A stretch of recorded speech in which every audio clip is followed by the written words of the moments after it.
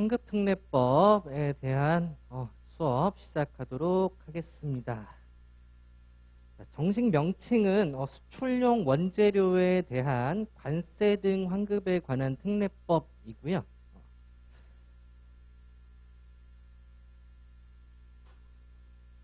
요거를 한번 체크를 해볼까요? 수출용 원재료라고 했잖아요. 수출용 원재료라고 하는 것은 들어올 때 결정이 되는 거겠죠? 들어올 때 결정이 안 될 수도 있지만 된다고 생각을 하시면 될 것 같아요. 수출용으로 원재료를 수입을 했어요. 그러면은 이 수입을 할 때에 뭘 하겠습니까? 수입을 하면서 납세 신고해가지고 납부를 하겠죠. 납부를 할 것이고. 그랬을 때 환급을 해준대요. 환급을. 왜 해주는지는 모르겠지만 뭘 환급해 준다고 되어 있습니까? 관세 등을 환급해 준다고 나와 있죠. 그러니까 관세뿐만 아니고 다른 세금도 포함이 된다라고 볼 수 있는데, 다른 세금이라고 하면 당연히 국세를 의미하겠죠. 관세랑 국세를 환급을 해준다. 납부했던 관세를 환급을 해준다라고 생각을 하시면 될 것 같아요. 그러면 납부했던 관세를 왜 환급해 줍니까? 앞에 수출했기 때문에. 수출했기 때문에. 그러면 저것만 봤을 때 우리는 세 가지 개념을 알아볼 수가 있네요. 첫 번째, 수입을 하면서 납부를 하게 될 것이고요. 그쵸? 그 다음에 두 번째, 수출이 일어나야 되고요. 수출이 일어났을 때는 어떻게 한다? 환급을 해준다. 근데 이때 환급하는 것들은 국세도 포함된다. 이렇게 세 가지 개념. 수입했던 거를 수출하게 되면 수입했을 때 납부한 관세를 환급을 해준다. 이게 큰 개념입니다. 자, 하나씩 한번 목적 한번 보도록 할게요. 자, 이 법은 수출용 원재료에 대한 관세, 임시수입부가세, 임시수입부가세는 지금 존재하지 않습니다. 자, 개별소비세, 주세, 교통에너지 환경세, 농어촌특별세, 교육세 환급을 적정하게 함으로써, 그리고 임시수입부가세를 빼고 나머지는 어디서 본 세금이에요? 어떤 세금입니까? 지방세는 하나도 없고 국세만 있어요. 국세 전부 다죠. 국세 전부 다. 환급을 적정하게 함으로써 능률적인 수출 지원과 균형 있는 산업 발전에 이바지하기 위해서 각종 법들의 특례를 규정함을 목적으로 한대요. 자, 그렇다면 여기서 밑줄을 쳐볼게. 이 법은 각종 국세법에 대한 특례를 규정함을 목적으로 한다. 그럼 다른 법률에 어떤 환급과 관련된 내용들이 있을 거예요. 그런 조건들이 있고, 그런 조건보다 우선해서 적용이 된다라고 보시면 되겠죠. 관세법에도 환급 규정이 있고, 개별소비세법에도 환급 규정이 있고, 거기에 어떤 조건들이 다 붙어 있을 건데, 그거 말고 추가적인 조건, 그리고 우선된다, 이 조건들이 라고 보시면 되겠습니다.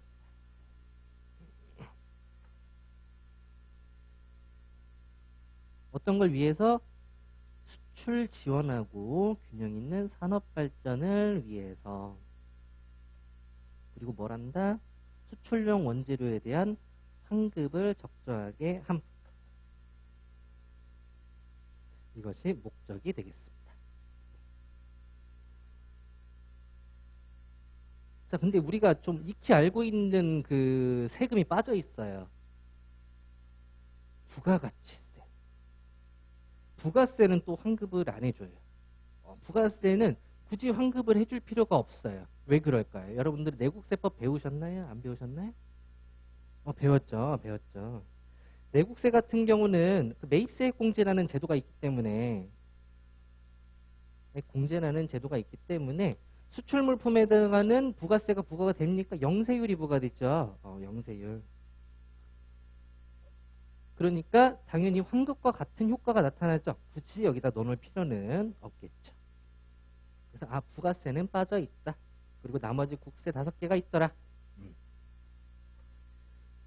자, 이 법에서 사용하는 용어의 뜻은 다음과 같다. 정의 한번 보고 가도록 하겠습니다. 자, 관세 등이란 관세 임시수입부가세 아까 말했던 국세 5개 그리고 수출 등이란 이러한 규정에도 불구하고 수출이라는 거가 뭐예요? 관세법에서 수출 내국 물품을 외국으로 반출하는 것을 수출이라고 하죠. 그렇죠? 그 수출이라는 거에도 불구하고 제4조 각호 어느 하나에 해당하는 것을 말한다. 환급특례법에 4조에 수출의 범위가 나와 있어요. 수출이라고 하는 것은 우리가 관세법에서 알고 있는 거는 내국 물품을 반출하는 거죠. 외국으로 반출하는 건데 이것뿐만 아니고 국내 공급이라든지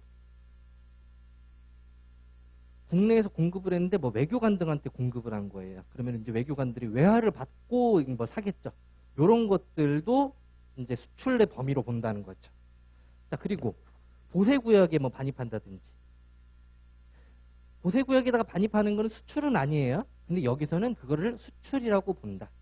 그렇기 때문에 그 보세구역에 공급한 거에 대해서도 환급을 받을 수 있다. 라는 그런 의미가 되겠습니다. 수출이라는 것은 환급의 요건이 되겠구나 라고 생각할 수 있겠죠.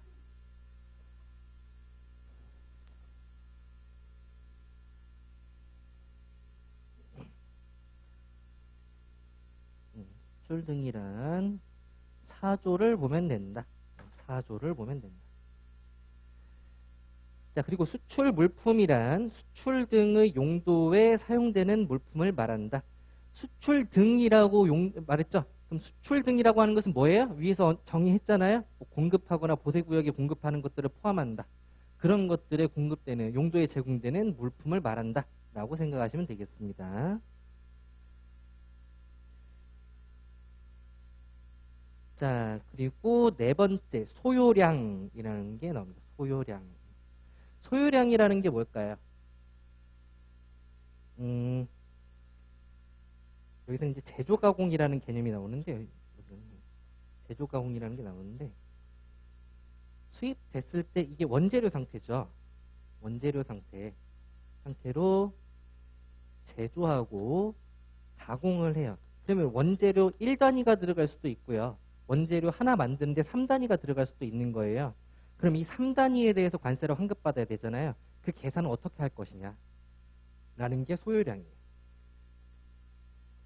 소요량이라고 하는 것은 이 수출 물품에 사용된 수출용 원재료의 수량을 얘기를 하겠죠. 그래서 소요량이라고 하는 것은 수량이라고 먼저 생각을 해주시면 되겠습니다. 수량. 소요량인 것은 수량이다. 수출 물품의 생산하는 데 드는 원재료의 양으로서 이 부분을 체크해 놓으면 되겠네요. 원재료의 양으로서 그리고 손모량을 포함한 것을 말한다.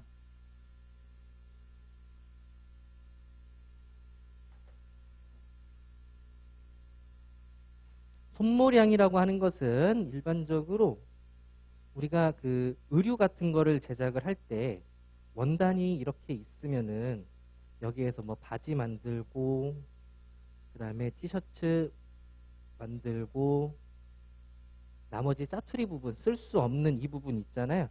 이 부분을 포함한다라고 되어 있으니까 이거 들어갈 때 이거의 소요량 계산할 때 이 나머지 짜투리 버린 부분 있죠. 요것들에 대한 관세도 환급해 주겠다라고 생각하시면 돼요. 이거는 이 티셔츠 만드는데 들어간 거는 아니잖아요. 결합된 건 아니잖아요. 근데 이 손모량도 포함을 한다. 라고 생각을 하시면 되겠습니다.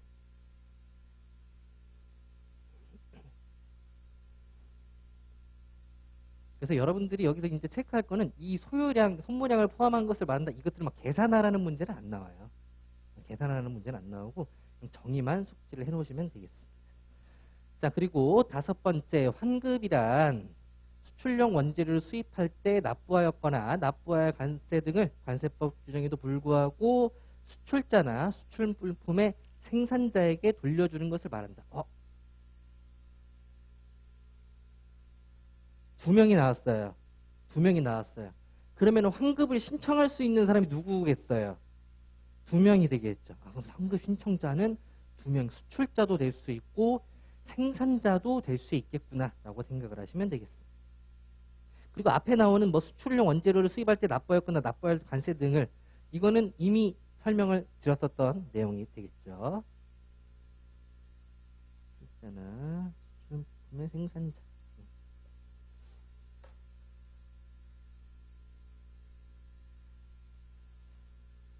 그리고 6호는 정산이라는 개념인데 정산은 지금 볼 필요는 없겠습니다.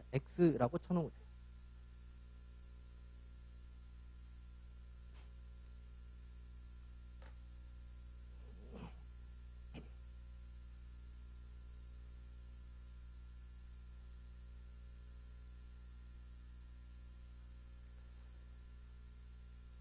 자, 제3조 환급 대상 원재료입니다. 환급을 받을 수 있는 원재료, 그러니까 이 원재료들이 수출 물품에 결합이 되어가지고 이게 수출이 되었다면, 이 원재료들이 결합돼서 수출이 되었다면 환급이 되는 그런 원재료를 말하는 거죠.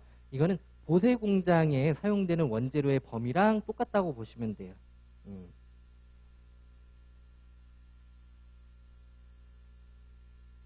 보세 공장 원재료 범위. 같다. 근데 이 환급 대상 원재료라고 하면서 1항, 2항이 있고요. 1호, 2호가 있어요. 그 중에서 1항만 보도록 할 거예요. 1항에서 두 개로 나눠졌죠. 수출 물품을 생산한 경우, 그리고 2호, 수입한 상태로 그대로 수출한 경우. 그러면은 수입하고 수출 사이에 두 가지가 있다고 볼 수 있겠죠. 첫 번째, 생산을 하더라. 그래서 수출 물품을 만들어서 판매를 하더라. 두 번째, 그대로 수출해도 이거는 수출용 원재료로 보는 거예요. 자, 그러면은 원재료가 얼마만큼 들어간 거예요? 수출 물품 대비 1대1이겠죠. 원재료 1대 수출 물품 1. 그런 식으로 계산해가지고 생각을 하시면 되겠습니다. 그래서 그대로라고 하는 것은 원상태 수출이라고 보시면 되겠습니다. 그래서 이 부분이 관세법의 환급 규정과 비교 문제가 나올 수도 있어요. 왜? 관세법에도 원상태로 수출하는 게 있거든요. 뭐가 있습니까? 위약수출. 계약 내용과 상이한 물품을 수출을 할 때 원상태 수입된 상태 그대로 수출을 했어야 됐죠. 그 다음에 또 뭐 있어요? 자가사용 물품. 자가사용 물품도 마찬가지가 되겠죠. 자, 그럼 생산을 했을 때는 어떠한 물건이 환급을 받을 수 있는 수출용 원재료냐? 가나다에 해당하면 되겠습니다. 그럼 형광펜으로 한번 칠해볼게요. 자, 결합되는 물품, 그 다음에 투입되어 소모되는 물품인데 뭐는 뺀다? 간접 투입 소모 물품은 뺀다. 투입돼서 소모되는 물품인데 간접 투입해서 소모되는 물품은 제외된다. 예를 들면은 뭐 윤활유라든지 연료라든지 이런 것들. 자, 그리고 해당 물품의 포장용품.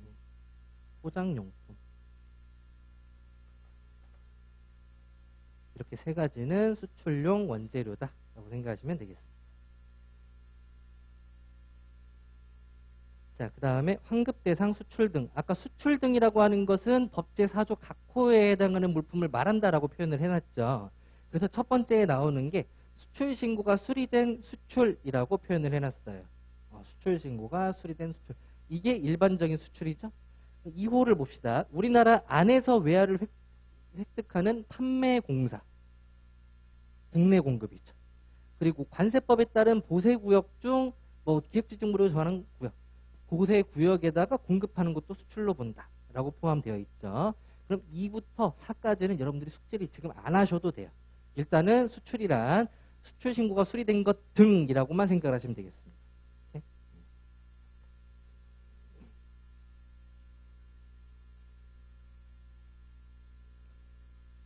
근데 다만 무상으로 수출되는 것에 대해서는 기획재정부령으로 정하는 수출로 한정한다라고 표현이 되어 있죠. 그렇다라고 하는 것은 무상 수출은 안 되고 제한적으로만 된다. 무상은 제한적으로만.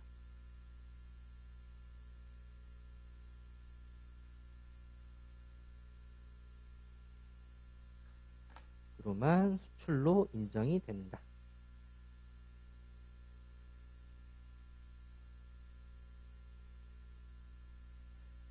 자, 5조 수출용 원재료에 대한 관세 등의 징수.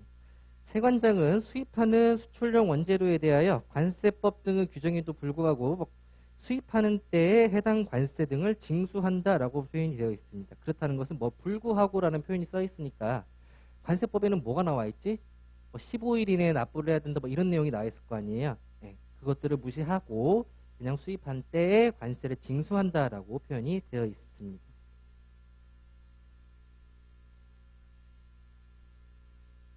수입하는 때에 해당 관세 등을 징수한다. 근데 이게 의아한 게 수출용 원재료를 수입하더라도 관세법에 따라서 15일 이내에 납부하고 그러긴 하거든요. 근데 이게 왜 있는지는 잘 모르겠어요. 어쨌든 수업 목적상 수입하는 때 관세를 징수한다. 그 부분이 특징이다. 그 다음에 관세 등의 일괄납부가 나오죠.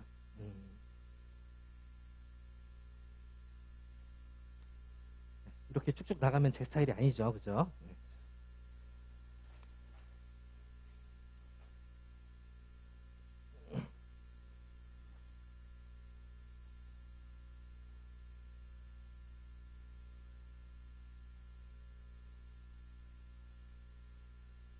환급특례법은 지금 특징이 뭐가 있을까요? 구분이 좀 안 돼 있는데 어떤 구분이 안 돼 있을까? 장이라든지 절이라든지 관이라든지 이런 내용이 전혀 없어요. 1조부터만 계속 각 조만 있는 거예요. 그렇기 때문에 어느 부분을 내가 끊어서 구조를 잡아야 될지가 굉장히 불편해요. 하지만 법조문은 일련의 그런 비슷하게 다 구조가 짜져 있어. 그래서 우리가 이거를 장절관처럼 구조를 짜볼 수가 있어요. 자, 처음에 1장이라고 그냥 자신 있게 써요. 1장 통칙. 1장 통칙. 1장 통칙에는 어떤 내용들이 있습니까? 정의라든지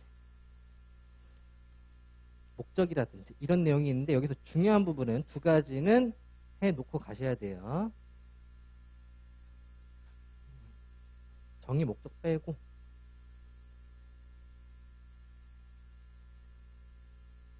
범위.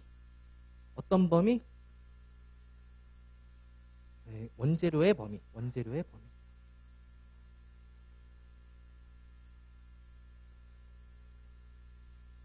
원재료라고 하는 것은 이렇다, 이렇다. 방금 배웠었죠? 응. 두 번째.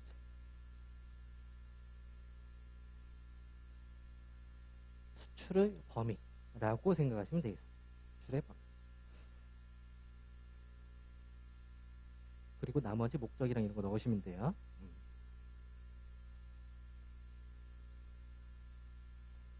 2장.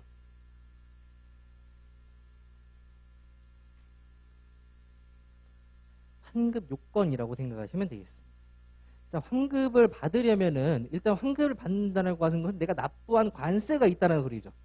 그러니까 처음에 납부와 관련된 내용이 나와야 되겠어요. 그렇죠?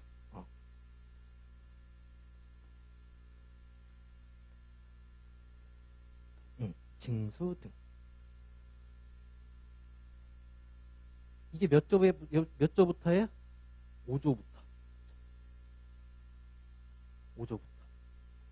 5조부터 시작되는 거죠. 자, 법령장 한번 보겠습니다. 자, 5조에 징수 등이란 거 나오죠. 그렇죠? 징수 등 나와요. 그 다음에 나오는 게 뭐예요? 봐봅시다. 관세 등의 일괄 납부 등이래요. 그럼 징수와 관련된 거 나오면서 우리 월별 납부 같은 것도 배웠잖아요. 그러면은 그 내용도 역시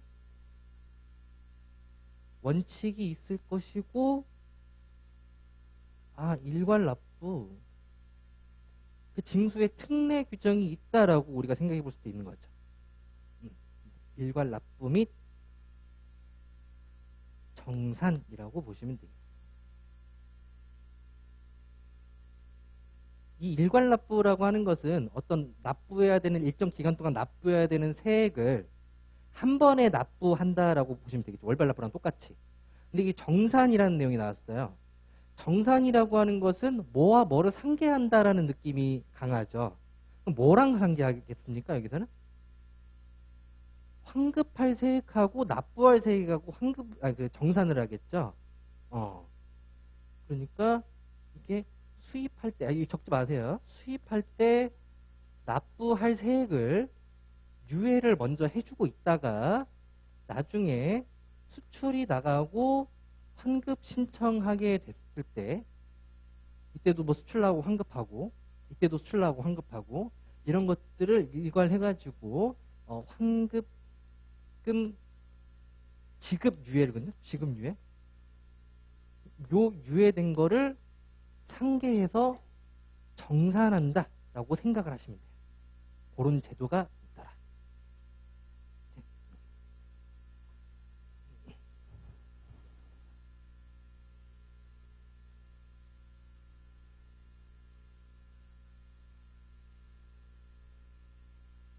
자, 그 다음에 7조 보니까 정산 나와 있네요. 정산은 역시 일괄납부 정산이라고 써놨으니까 그 부분 보시면 되겠고.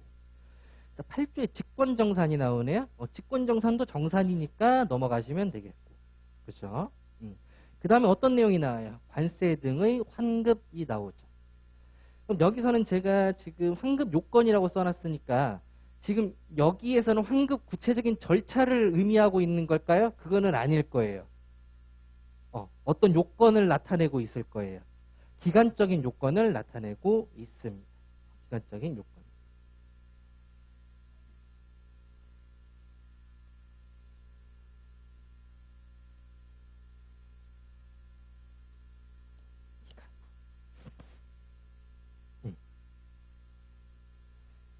대략적으로 한번 읽어봅시다. 대략적으로. 밑줄은 치지 말고. 세관장은 수출용 원재료에 대한 관세 등을 환급한다라고만 되어 있습니다. 환급한다. 어떤 절차를 거쳐라? 이런 내용이 나오지 않아요. 자, 그리고 수출 등에 제공된 경우에는 요건이 뭐예요? 수출 등에 제공이 되어야 된다. 그리고 그 수출 등에 제공된 날로부터 소급해서 2년 이내에 해당 물품의 수출용 원재료에 대한 관세를 환급한다라고 되어 있어요. 그러니까 소급해서 2년 이내에 수입 들어왔던 수출용 원재료가 있다. 그럼 그거를 환급해준다라고 보시면 되겠습니다. 이렇게? 좀 어려운 개념.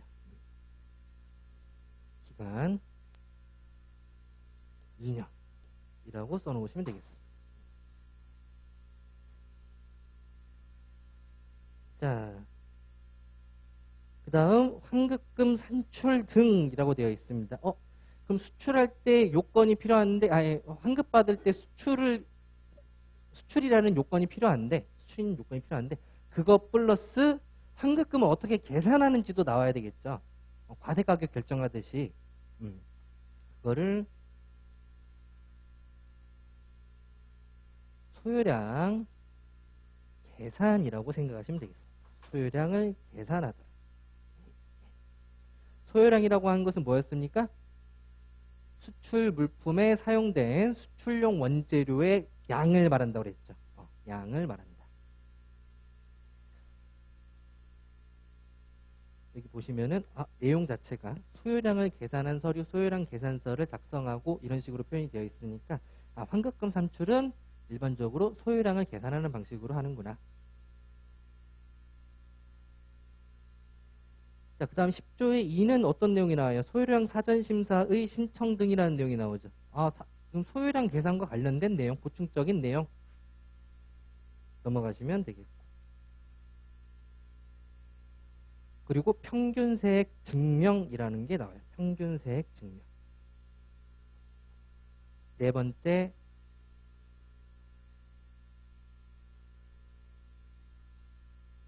세액 증명입니다. 세액 증명.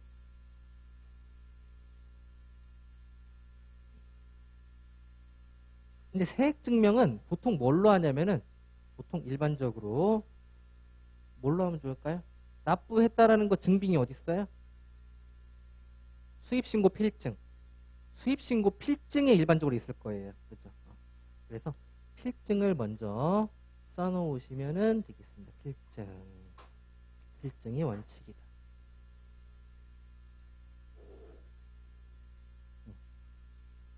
자, 그러면은 이 2장 환급 요건과 관련된 거를 쭉 읽어보면 어떤 식으로 되냐면은 환급 요건은 먼저 납부를 해야 된다. 납부를 해야 된다. 그리고 그 수출용 원재료가 수출이 되어야 된다. 수출이 되어야 된다. 그리고 그거를 계산할 때 양 곱하기 세액이다. 라고 생각을 하시면 되겠죠. 양 곱하기 세액이다. 이런 식으로 하면 환급 요건을 다 숙지할 수 있겠죠.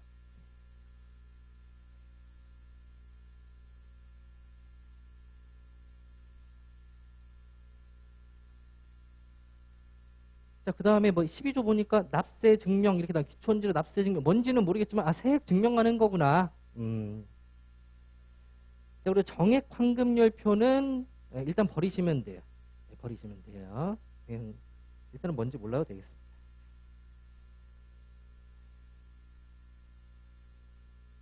자, 그 다음에 환급 신청이 나왔죠. 환급 신청. 여기는 그럼 요건은 끝났다. 라고 생각하시면 돼요. 요건은 끝났다. 13조까지.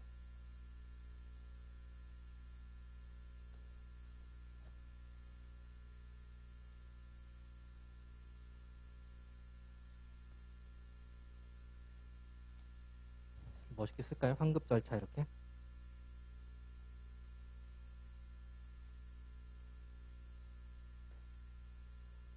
자, 환급 절차. 절차는 뭐예요? 처음에 신청이 당연히 나오겠지. 신청. 그럼 신청을 하면 심사를 하겠지. 심사를 한 다음에 뭘 하겠어요? 환급을 해주겠지. 그 지급이라고 하겠지. 지급. 응. 지급을 했는데 뭐가 있을 수 있어요? 뭐 변경이 있을 수 있지 않을까요? 그럼 변경이면은 여기서는 뭐라고 표현하고 있을까?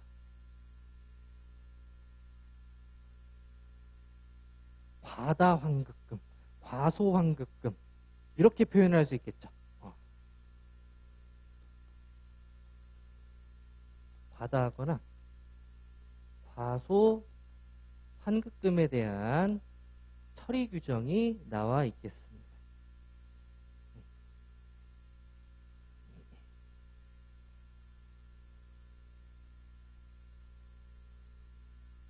그 다음에 여기는 이제 기타가 있어요. 기타. 자, 그 다음 끝났습니다. 제4장 벌칙.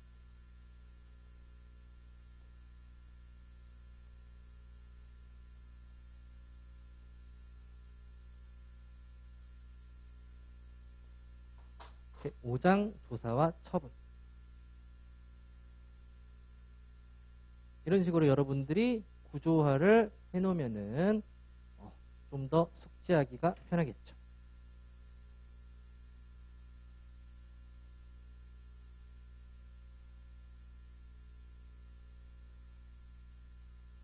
오케이?